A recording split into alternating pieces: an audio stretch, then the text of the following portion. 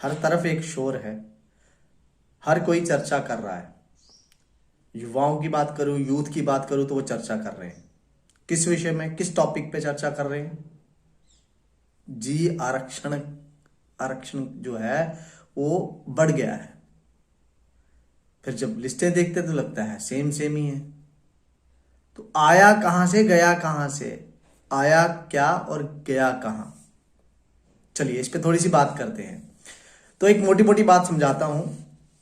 सब पढ़े लिखे हैं, सब जानते हैं क्या है क्या नहीं है, लेकिन फिर भी मैं अपना एक कर्तव्य, एक दायित्व समझता हूं कि आम बंदा, आम व्यक्ति, जिसका बच्चा एक किसान जो खेतों में काम कर रहा है, उसको ज्यादा समझ नहीं आती। उसको बस खेतों का पता है कि मेरे ये खेत है और मैंने इस खेत में काम करके अपने बच्चों को अच्छी शिक्षा देनी है ताकि कल को वो जॉब करें, नौकरी करें, सरकारी नौकरी पे जाएं, अपने बलबूते पे जाएं, मेहनत करके जाए, मेरिट के आधार पे जाए, योग्यता के आधार पे। या ये उसका सपना है, मैं उसको समझाने की कोशिश करूंगा।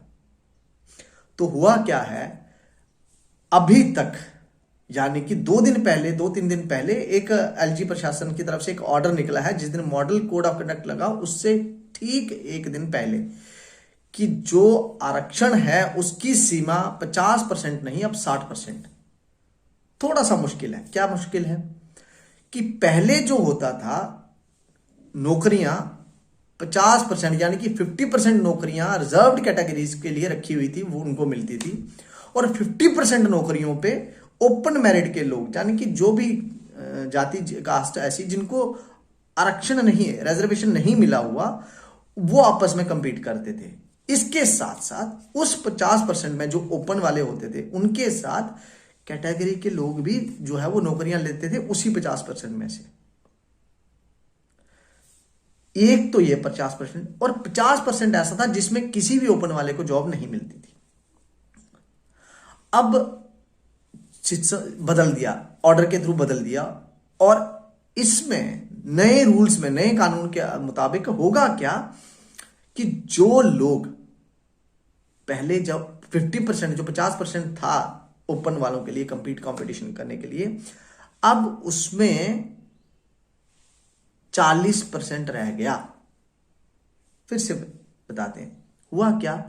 मान लीजिए कि पहले किसी गांव में 20 लोग रहते थे। अब 20 लोगों में से सरकार ने 20 लोगों को जॉब, नौकरियां दी, तो 10 नौकरियां भेजी कि इस गांव में 10 नौकरियां लगेंगी। 10 में से 5 तो पहले ही कानून के आधार पे सरकार ने क्या कहती थी सरकार, कि ये नौकरियां 5 मिलेंगी रिजर्व कैटेगरी वालों को, और जो बची हुई 5 थी उसमें आएंगे रिजर्व्ड भी और ओपन वाले भी। तो मान लीजिए कि उस गांव में 20 लोगों में से जो 6 लोग थे वो रिजर्व कैटेगरी के थे।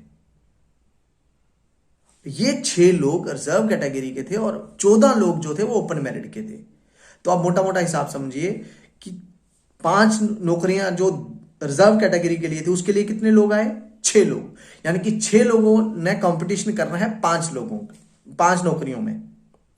और वही जो दूसरी 5 नौकरियां थी उसमें 14 लोग कंपटीशन करते थे और ये 6 भी लड़ते थे। अब ये 5-5 नहीं, अब ये सिस्टम बदला सरकार ने। सरकार कहती है कि अब जो 10 पोस्टें थी उसमें से 6 तो जाएंगी रिजर्व कैटेगरी को, और जो 4 बची उसमें रिजर्व वाले भी लड़ेंगे और ओपन वाले भी लड़ेंगे। तो मोटा मोटा आप मान के चलिए कि 40% में से भी 40 नहीं मिलता है, वो तो 30 के आसपास रह जाता है, क्योंकि रिजर्व कैटेगरी के लोग भी ओपन में आते हैं, सिलेक्ट होते हैं, जग जाहिर है। आपके बच्चे का हक छीन लिया गया ओपन मेरिट वालों का। कैसे? हॉरिजॉन्टल में भी कटता है, दोनों जगह जाता है, रिजर्व कैटेगरी में से भी जाता है, लेकिन हॉरिजॉन्टल में भी जाता है, मेरिट तो कंसीडर नहीं किया जाता। उसके बाद रिजर्व कैटेगरीज में भी जाता है, जो संवैधानिक एक प्रोविजन है, कॉन्स्टिट्यूशनल प्रोविजन है, तो वो जाएगा। लेकिन अब जो 10% और कम कर दिया गया, तो आप मान के चलिए जिस तरह से 1000 अगर नौकरी आती है, 1000 पोस्ट आती है, 1000 में से 100 पोस्ट और कम, पहले मिलती थी 500, अब कितनी मिलेगी? 400 पोस्ट पे ओपन मेरिट वाले लड़ेंगे और 600 पोस्ट किसको मिलेगी? रिजर्व कैटेगरी वालों को। और 600 के बाद, उसके बावजूद भी उसके जो बहुत अच्छे लोग हैं वो 400 में से भी कोई नौकरी लेना चाहे तो ले सकते हैं। तो ये है आपका रिजर्वेशन। इसके लिए कौन जिम्मेवार है? तो ठीक वही लोग जिम्मेवार हैं जिनको आपने कहा ये हमारा है, लेकिन वो निकला कहीं खास एक जगह कहीं। क्यों? क्योंकि वो अपने आप को कंसोलिडेट कर रहे हैं। हर किसी का एक ख्वाब रहता है कि वो इतिहास में अमर हो जाए, और यहाँ जम्मू कश्मीर में जो नेता है वो ज्यादा ही अमृतत्व प्राप्त करने की कोशिश में रहते हैं। तो जिसका कॉन्स्टिट्यूएंसी सेपरेट हुआ उसने कहा मेरी कॉन्स्टिट्यूएंसी को लगा दो, रिजर्व कर दो। जिसका पार्लियामेंट्री कॉन्स्टिट्यूएंसी मैंने यहाँ इलेक्शन लड़ना है तो इसको पूरे को रिजर्व कर दो। ऐसे ही पहले हुआ था जब आरबीए बनते थे तो कहते थे यार मेरी कॉन्स्टिट्यूएंसी है, इसमें ले लो, पहाड़ी एरिया है, इसको आरबीए डाल दो। ऐसी ही चीजें चलती रही। क्यों? क्योंकि आपके लिए, ओपन मेरिट वालों के लिए कोई बोलने वाला नहीं था। हमारी सभाएं हैं, हमारे मंच हैं, लेकिन वो इस बारे में कभी बात ही नहीं करते हैं। लेकिन अब बात करनी पड़ेगी। अगर वो मंच इनके हैं तो फिर उनको बात भी करनी पड़ेगी। अब एक साथ आने का वक्त है, ये नहीं चलेगा। अगर ऐसा है, पिछड़े हैं लोग, तो ओबीसी का बहुत कम है। ओबीसी में तो डाला ही नहीं किसी को। ये रीजन वाइज जो दिया गया है, क्योंकि कास्ट पे डालते तो कास्ट बहुत सारी और भी ऐसी जातियां हैं जो बेचारी पिछड़ी हुई हैं, और फाइनेंशियल स्टेटस बहुत सारों का पिछड़ा हुआ है, कम है। आरक्षण दीजिए आप, लेकिन उसमें फाइनेंशियल स्टेटस डालिए ना, देखिए फिर कैसे होता है अपलिफ्टमेंट। लेकिन ये नहीं करेंगे अपलिफ्टमेंट। क्यों? इनको आरक्षण खत्म करना है, अपलिफ्टमेंट ऐसे कोई मतलब है ही नहीं। इनको मतलब है कि किस तरह से वोट बैंक की पॉलिटिक्स की जा सके, और वो ना बाखूबी की है। अब मैं ज्यादातर तो सत्ताधारी दल के लोग समर्थन करते हैं, मैं उस बात पे नहीं जाऊंगा, लेकिन यहां समर्थन और विरोध की बात है ही नहीं, यहां बात है हक की। और हक हम वो नहीं, नारा दिया है हमने कि 50% तो गवारा है, लेकिन जो बाकी 50% है वो हमारा है। ओपन वाले के उसके साथ, ओपन मेरिट के साथ आप जो परसेंटेज है उसके साथ छेड़छाड़ नहीं करने देंगे। बाकी आप अपनी राजनीति जैसे मर्जी करो, जहां से मर्जी करो, क्योंकि आरक्षण जिन लोगों को मिला है उनको पहले भी आरक्षण था, कोई नया आरक्षण नहीं है। लेकिन परसेंटेज बढ़ाना वो सिर्फ इसलिए कि भाई हम 2 वर्ग हैं, जिस वर्ग में ऐड कर रहे हैं उधर विरोध हो रहा था कि ऐड मत करिए, हमारे साथ नंबर बहुत बढ़ जाएगा, हमारा शेयर कम हो जाएगा, और वो वर्ग भी दुखी ना हो और वो वर्ग भी दुखी ना हो।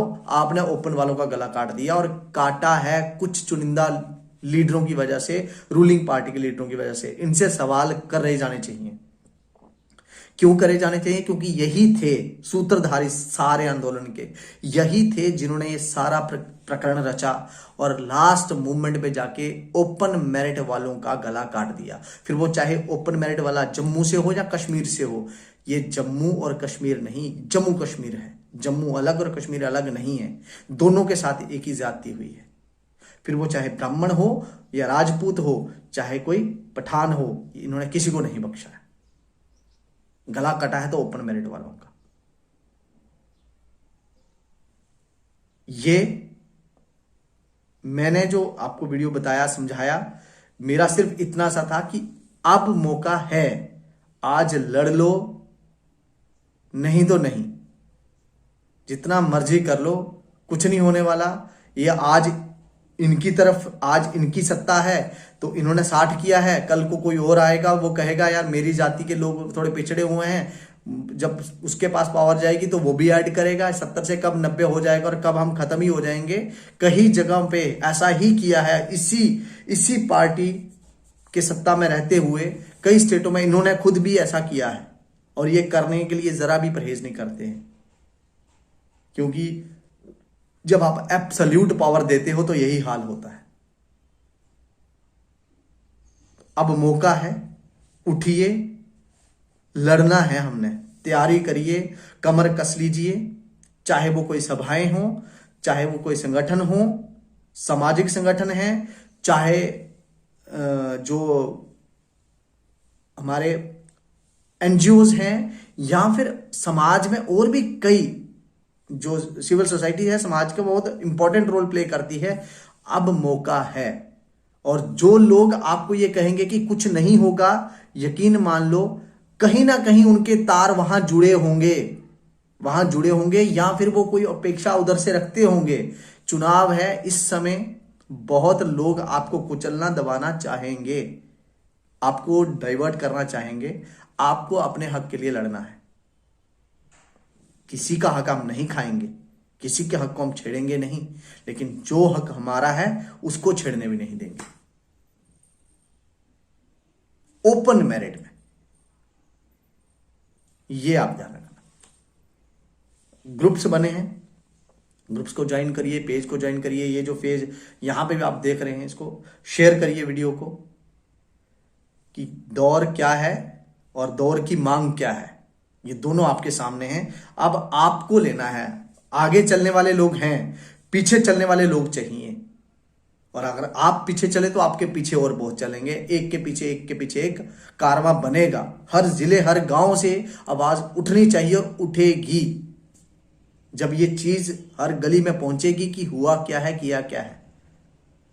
एक छोटा सा ये मेरा वीडियो बनाने का इतना सा वो था। बाकी किसी को बुरा ना लगे, कोई गलत मतलब ना निकाले। हम किसी एक जाति या एक रीजन, एक ट्राइब के अगेंस्ट नहीं है।